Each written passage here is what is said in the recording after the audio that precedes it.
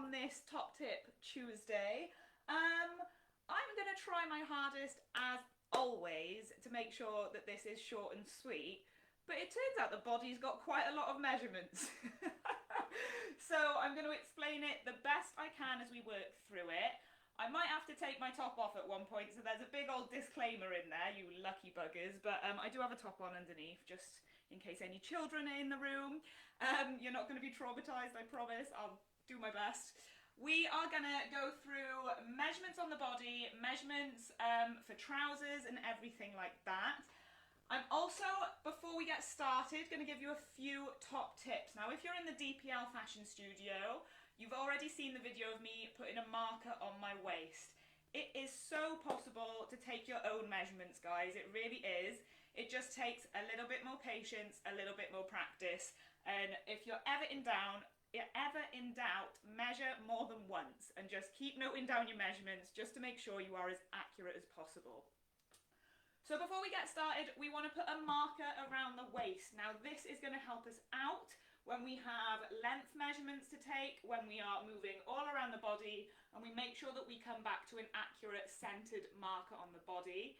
Your waist is usually 2 finger widths above your belly button, but we are all very unique, very beautiful creatures whose bodies range from all ends of the spectrum. And so an easier way to find your waist is simply to bend to one side or the other side, and you're gonna find a crease, and where that crease is where your waistline is. And it's really important to know where your natural waistline is, because if you are altering a top pattern or you're trying to do a design to flatter your figure, we want to know where your waistline is so that we can translate that into the pattern and make sure we're getting the most from the design. So we're going to jump straight in, guys. You're going to need a tape measure, you're going to need a bit of string or elastic to go around your waist as a marker, and another thing that would be really, really useful, and I'll explain further down the line, is going to be some stickers. Get some, whatever stickers, could be label stickers, could be those little dot stickers that you get on planners. Don't get me started on stationery, I'm an absolute stationery addict.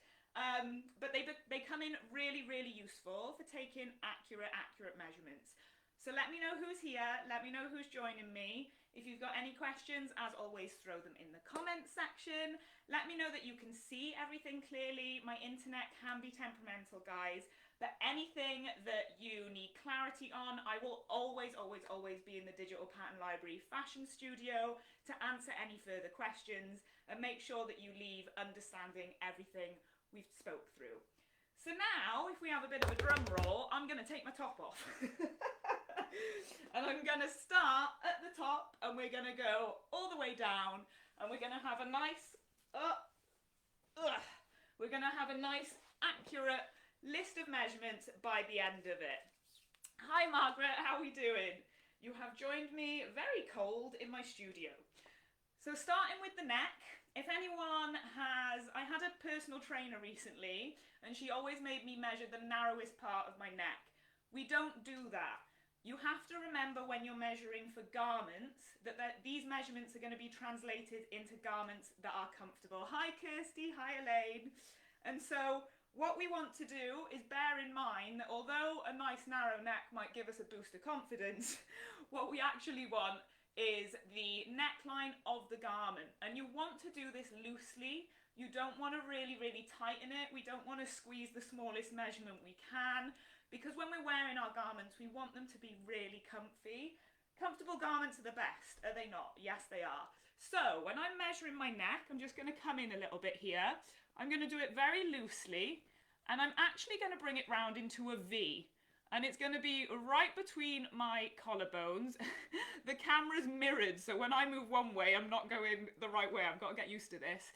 But you can see how loose this is. There's a little bit of breathing room there. I'm not really pulling it tight. And I want it to go in the middle of my collarbones here. That is your neck measurement, okay? So, measurement number 1, tick it off the list. Hi, Louise. Tick it off the list. That is measurement number 1 done. We're now going to move on to the shoulders. Now when you take your shoulder measurement, you obviously want that again to translate into a garment. So if we took our shoulder measurement from here right onto the edge, it's essentially your shoulder seam, and your shoulder seam is going to be way too long if you go that far. A great marker for that is actually, this is why I have my top off, guys. I'm not just trying to be extravagant and one of those extroverts on the internet, I promise. It's easier for you to understand. A great marker for your shoulder seam is the crease on your armpit here. I don't know which one's easier for you to see. So this crease here, if you just follow that up, this, or it's the end of your shoulder bone, is where you want your shoulder measurement to stop. So if you follow your collarbone as well, you can kind of feel the edge of that bone there. That is where we want to measure for a shoulder measurement. Is everybody with me? So if you take that by here, you want to stop by here so that we have that shoulder armhole seam. Always have in your mind the garment and the final look. Next, there are two shoulder measurements we want to take. You can take the other shoulder. A lot of people are asymmetrical. I myself have scoliosis. If you have a garment that has a centre front seam, then it might be worthwhile taking the other shoulder and making sure that it really fits you like a glove. If you have an asymmetric pattern that you're drafting, again, very useful to take the other shoulder. But you don't need to do both. It depends how accurate you want to be. The next measurement is going to be your shoulder to shoulder. So we've just done the individual independent ones. And now we're going to go from that shoulder point that we've just established there. And we're going to go all the way over to the other shoulder point and take that measurement down. This is not going to be a parallel line to the floor. This tape measure is going to curve up and over the back. It'll hit the bottom of the back neckline, roughly. So we want to take that measurement there as well. So, first three measurements. Who's with me? Who's got it done? Next up, we are going to do our cross front and our cross back. Now, this hits usually on the halfway point of the armhole. And we're going to measure just across the full length of it, like so. Bear in mind, guys, for this demonstration, I am very much stood to the left of this mannequin. If I was doing this properly, I'd be stood like this, but then it wouldn't be much of a demonstration for you. So when you're taking measurements, you'd be stood square on in front of the mirror, or if you're working with a client, you'd maybe be at a 45-degree angle just to make sure that you can obviously see what you're doing. So do forgive me. I'll let you know when the tape measure should be parallel, and I'll let you know when it doesn't need to be. And if mine isn't parallel, just forgive me, that's the reason why. So your cross front measurement is halfway across your armhole to the other side, halfway across your armhole. So if I was doing that on myself, it would be over there to over there. And again, the same principle applies to the back. It's halfway across the armhole to halfway across the armhole. It's actually, the cross back measurement is the broadest part of your back, and a great way of finding that is to use something flexible. It could be one of those plexi rulers. I'm just going to scroll down so I can see your comments. Yes, Kirsty, I'll definitely I'll definitely link marking the mannequin and everything for you in the Digital Pattern Library Studio. That's absolutely fine. Obviously, I'll make this as clear as possible. I always re-watch as well to see if I'm rambling, if I'm making coherent sentences. So I'll make sure that any notes in that afterwards, I just make it as clear as possible for you guys. Coming back to the cross back, broadest part of your back. If you get something that's flexible, and it could be one of those long, plasticky rulers that kind of hold their shape but are bendy. And if you put this, let's turn it to the side, there we go, check those angles. If you just drape that across the shoulder, where it breaks from the mannequin, if that makes sense, can you see here where the paper comes away from the mannequin? That is usually the broadest part of your back. And then that will also be where your cross back measurement comes across. So that's just a really great tip of defining where that measurement is. Because again, guys, we all have very unique different bodies. So if I said, 4 inches this way. It's not going to be that on everybody. So you want to have these little hacks and hints in order to find out where that lands on you or on your client. So, neck, shoulder, cross front, cross back, bust. We are going to do now. And the bust, waist and hip are obviously your most standard measurements. The bust on Matilda over here, my main gal, is obviously already marked with ribbon. But obviously on ourselves, it would be the widest part across your upper chest, usually across your nipple. And so if we turn her here, you can kind of see where this all goes around. Now this measurement with the tape measure needs to be parallel to the floor. So if I put this on her now and my tape measure is a bit skew-if, that is a technical term, then do forgive me. But your tape measure should definitely be parallel to the floor when you are taking your bust, waist and hip measurement, and it should go across the widest point of the bust. Next, we are moving on up to the chest, or I think people can also call it the upper bust, and this is going to go really tight underneath our armpit, and it's going to go up and around your chest by there. This doesn't need to be parallel to the floor. You might find that it slopes back a little bit depending on your bust shape. But you want to have that, sorry, I'm trying to get as good to the camera as I can. You want to have that as high up into your armpit as possible, and that is your upper chest. Now obviously, wherever we all naturally fluctuate on patterns, these kind of measurements are going to be great for fitting adjustments and everything like that. We're going to move down to the waist now. So again, I don't know if I did this with my top off or not, but if you want to find your waist, naturally it's kind of where you crease by here, or it's about 2 finger widths above your belly button, and it is the narrowest part of your body. And so again, we want this to definitely be parallel to the floor when we take the tape measure. Now again, when you are taking your own measurements, breathe out, let it all out, be as comfortable as you can. There is no point trying to do a bit of ego work, taking a tiny little measurement and smiling and nodding to put a top on that just constricts you and makes you so uncomfortable. Breathe out, be as natural as you can. I've had a big dinner, that's my excuse. So that when we do make clothes, they fit us beautifully and make it look like we're sucking in at our best. But in reality, we've done all the hard work behind the scenes and we've taken very natural, comfortable measurements around our waist. Moving down to the hip. Now the hip is the widest point of your lower area, usually around your bum. On some people that might be around your thigh. On some people that might be around your hip bone. But it is the widest area of your lower body. And so on Matilda here, again, she's got the ribbon that marks it. And we want this to be parallel to the floor. And so we're just going to take the measurement like so. Now, if you have stickers, I would advise that you pop a sticker by here. Alternatively, you can measure down from the waistline to where you feel the widest point is and also pop a sticker by there, because that is going to help us for the next measurement.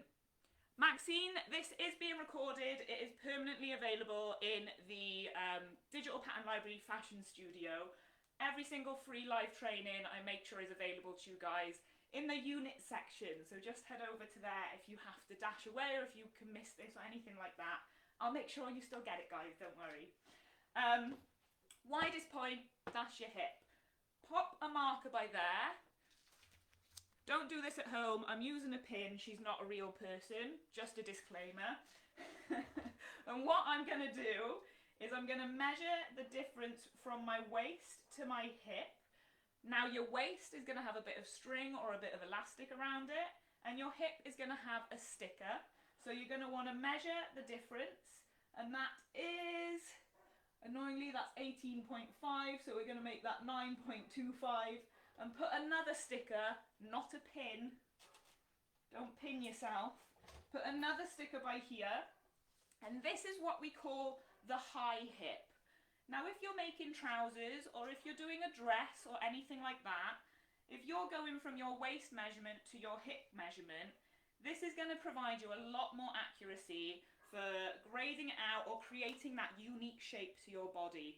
Some of us, me, go up and down, there's not much difference, I'm not that shapely. Other people have beautiful curves, and if you kind of just go from one extreme to another or anything like that, your high hip measurement is what's going to make you have really, really nice fitting clothes, attention to detail, and it's also a really good measurement to have for fitting adjustments. So I would take a note of this measurement here as well. The more measurements you note down, guys, the more accurate it's going to be. It's pretty self-explanatory. And then we also want to kind of take a measurement around there as well, a parallel measurement. If you have a tape measure that only has these markings on one side of it, these little lines here, if you have a tape measure that only has those flanking one edge, then you want to have the edge with those facing downwards, just for ease of reading the measurements and everything like that. So, we are near the end, guys. We've got a few more just to make sure that we're nice and accurate. Next up, I'm just going to take this pin out. Whoop. Next up, we've got our front length and our back length. Now this goes from your centre front, and this goes only down to the waistline here, okay? Now if you have a thicker bit of ribbon, like Matilda does here, you're going to want to establish what side of the ribbon you're measuring to, just for consistency throughout your measuring process. Because obviously if I measure my front length down to the top, that's a very different measurement. Wonky floor. That's a very different measurement should I measure it down to the bottom of the ribbon. So make sure you establish this before you get started and move around the mannequin.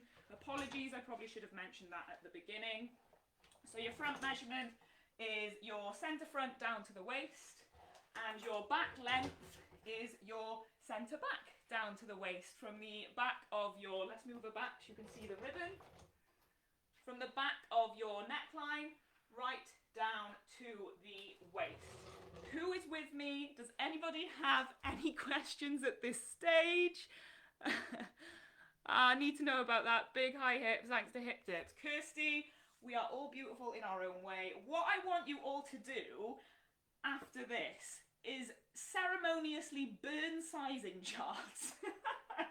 And just don't get into the self-esteem of measurements. They are just numbers. We all deserve to have really beautiful fitting clothes. We all deserve to be as confident as we want to be in the clothes that we wear.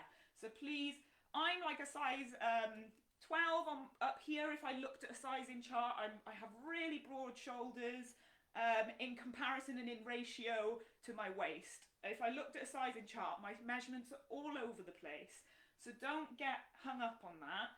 The best thing we can do for ourselves for a load of self-love is take accurate measurements and transfer that into beautiful garments, which is what I'm doing for you today. Oh my god, I have hairy armpits, I shouldn't have done that. Anyway, next up, I'm just going to put Matilda to one side. Self-love, guys, self-love. We're going to do arm measurements. Now, when you do your arm measurements, you're going to want to do that on a bent arm.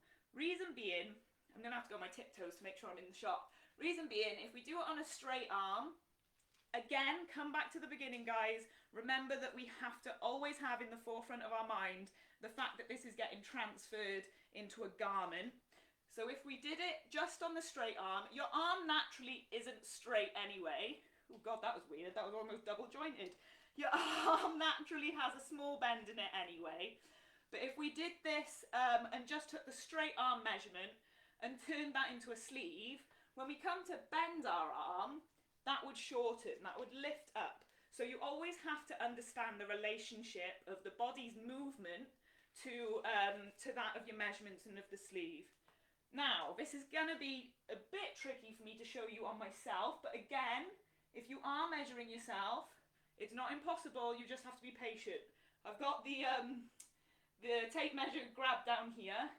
And where you want to bend your arm to is your hip bone, and that would be your measurement there. So if I was in front of a mirror, I'd obviously be able to scoot a bit forward and I'd be able to check that.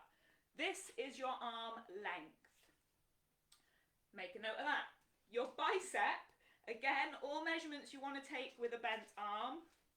Your bicep, I'm really out of breath and I don't know why, I think I've just gotten overexcited. Your bicep is the widest point of your arm with it bent. Now take both bicep measurements, because whichever is bigger is going to be the measurement you want to go with. Especially if you're doing a fitted sleeve, you want to make sure that we always go for the bigger measurements for the comfort factor. I'm big on the comfort factor, guys. You can take your elbow measurement, and that would just be, again, around the circumference of your elbow with your arm bent. Your wrist measurement would be around the widest point of your wrist. Now, this is only really needed for knit fabrics, because if we're doing a woven that doesn't have stretch, we more so want to take our hand measurement. Because if you think it doesn't have stretch, and we end up going for the smallest measurement here, when you go to put your arm in your sleeve, you're not getting anywhere. So we want to make sure that we also take our hand measurement, okay? Now, if we're moving down to the legs, I'm going to have to do my best to verbally explain that, otherwise I might be able to like do a bit of jumping. But to do trousers, you're going to want to take it from the waist measurement, and you're going to want to do your outer leg seam right down to the floor.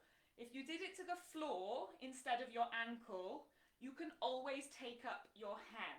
My mum always used to say to me that I can always, oh no, wait, what'd she say? I can always add more to my plate, but I can't take it away. I used to be a very greedy child. Well, this is the reverse of that. We can always take away, but keep adding if we've cut out a pattern and stuff is obviously a bit of a tricky situation. So if you want to take your outer leg or outer seam measurement, go from your waist and go down to the floor. It doesn't hurt to also take it to your ankle as well, just out of accurate and thorough measurement check. And then we want to take our inseam measurement, which is by your, this is where I'm going to have to jump, so it's by your crotch, and that goes down to the floor as well. Now, for any men watching, if you've ever had a suit tailor-made to you, they may or may not ask, what way do you dress? And to say this in a, you know, parental-friendly kind of way, that just means what way you're kind of hanging, guys, so that you can accommodate just a little bit more room in one of the trouser legs. And this is when we're talking for really, really tailored garments for your unique body shape. So if you ever ask what way do you dress when you're getting anything tailored for you, that's what they mean. Don't have to go into any more detail than that. Just know what your answer is. It's either left or right. So that would be your inseam. Now, to take your body rise, I'm going to try my best to see if you can see me sitting down. But if I sat like this measurement here would be my body rise, okay? A really easy way to do that, you can either take that sitting down, or you can deduct your inseam from your outer leg, and that will usually give you quite an easy equation to figure out that measurement as well. Obviously, with any patterns that you make, guys, you do want to toile. We always have to try and do mock-ups of our patterns just to make sure that we've done the right measurements and everything is correct as it should be. Another measurement that is great to do, and this isn't going to be awkward at all because she's an inanimate object, is the all-around crotch.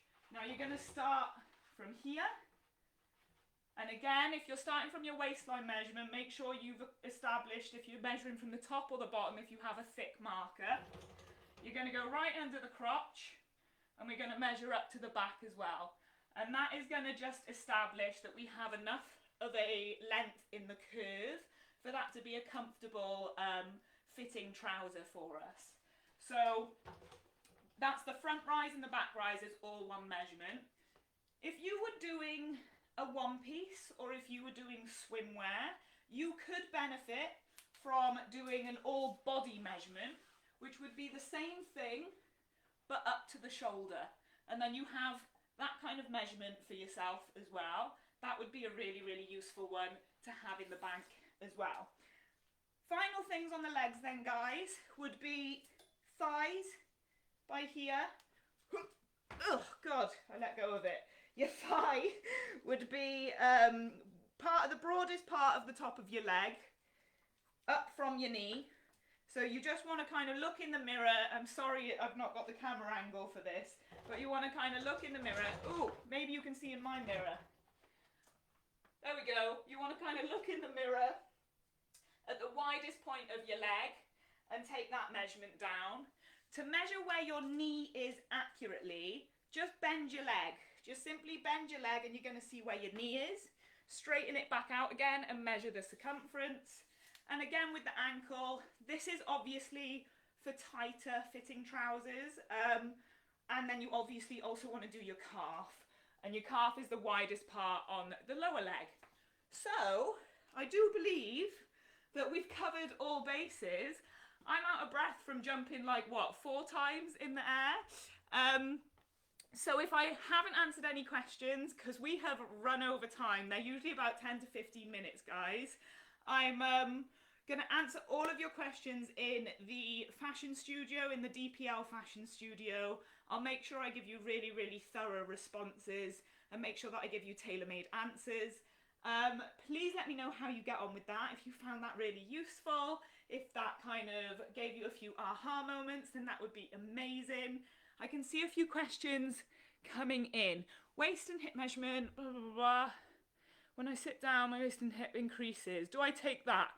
Yes, it's always, again, that's a really fantastic question, Maxine, because when we're sitting down, we're moving. What do we do when we wear clothes? We're not going to wear something that we're stood up in all day and can't move around in.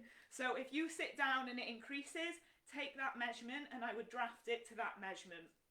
When in doubt, always go bigger. We can take things in, we can trial out a pattern, but that's a really fantastic question because you obviously have to bear in mind that you are going to be moving in the clothes that you make. So amazing question, thank you.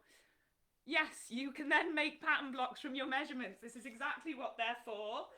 We have scratched the surface as always, guys. We're literally, I just have so much I want to share with you. I've got to do it bit by bit. But from these measurements, you can make your block patterns. Let me just give you a few more bonus measurements that are going to help you with fitting as well. If you take your apex to apex, that is usually your nipple to nipple. So on Matilda here, that would be 16 centimetres. And if you're drafting a pattern, that kind of helps you out on where to put the apex and where to put your bust point.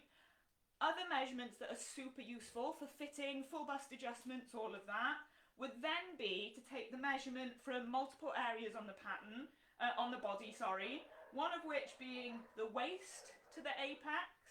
You could go from the highest point on the shoulder to the apex. You could go from the centre front to the apex. And if you note down all of those measurements, they can come in really, really handy for you when you're doing a lot of adjustments.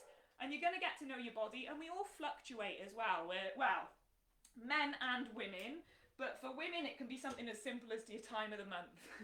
And so if you just learn to measure yourself, maybe do it once a month, something like that, and just kind of get to know your beautiful body and dress it accordingly, and then you'll come along with so much confidence, which is just what I want to instill in everybody, because we all deserve to wear clothes that fit us, absolutely. So if I have missed any questions, guys, I promise I will catch up on the fashion studio, but thank you so much for joining me. It's been a thorough one today. I hope you found that useful. And I have 6 more workshops this month, 6 more. In terms of the arm measurement, we've got some fun stuff coming up in the Draping 101 mini course online. And those arm measurements come in really useful because I teach you how to draft a sleeve block for any armhole.